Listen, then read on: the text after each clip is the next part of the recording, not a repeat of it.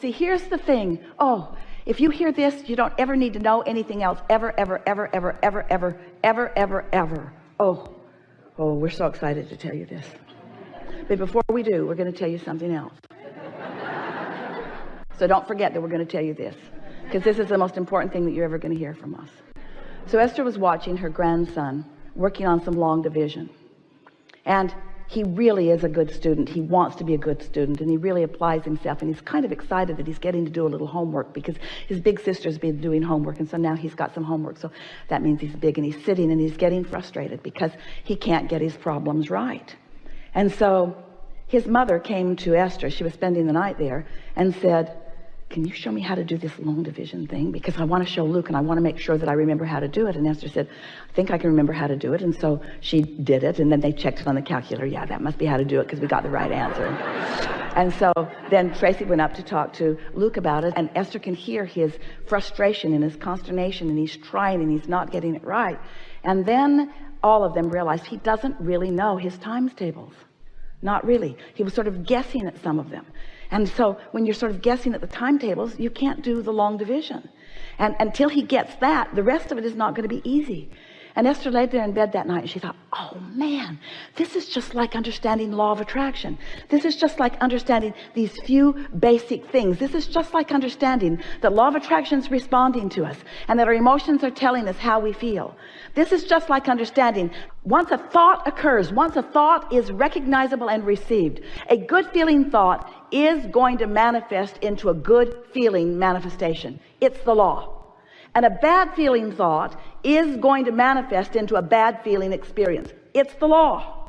But they seem to be happening quicker and quicker, with less distance between the thought and the reality. Yes, because you understand that you create your own reality, and because there's momentum in every thought that you think, and because the universal forces, things are manifesting more quickly now than they ever had before.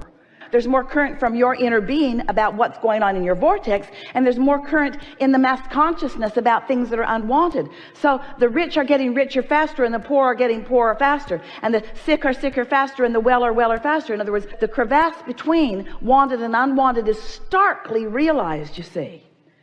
And then your government says, oh, well, we'll just smooth it all out again. You can start all over again. But you won't, because you've got a vibrational position that is steady and will yield to you once you just clean your thoughts up just a little bit. And anyway, what's so wrong?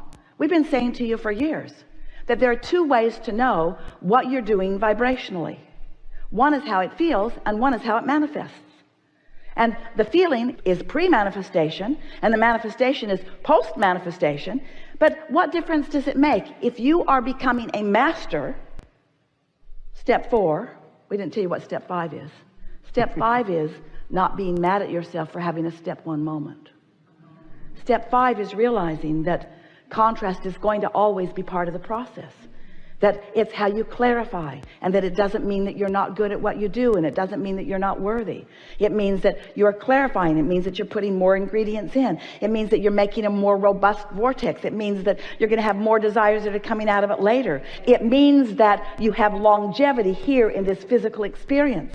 When you become complacent, we've never said this before, but this is the perfect time to say it. When you become complacent, when you're not feeling any emotion anymore, when you're not contributing any more to your vortex, when you stop putting the ingredients in time, you stop being in this physical time-space reality. It's all part of your continuation of creating here.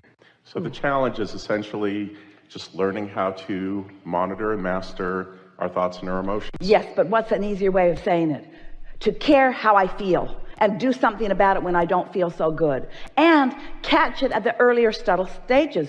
Don't wait until you are livid about something or disappointed beyond measure about something. Catch it in the earlier stages when it's easier to just step back into the receiving mode. So you really got an earful, didn't you?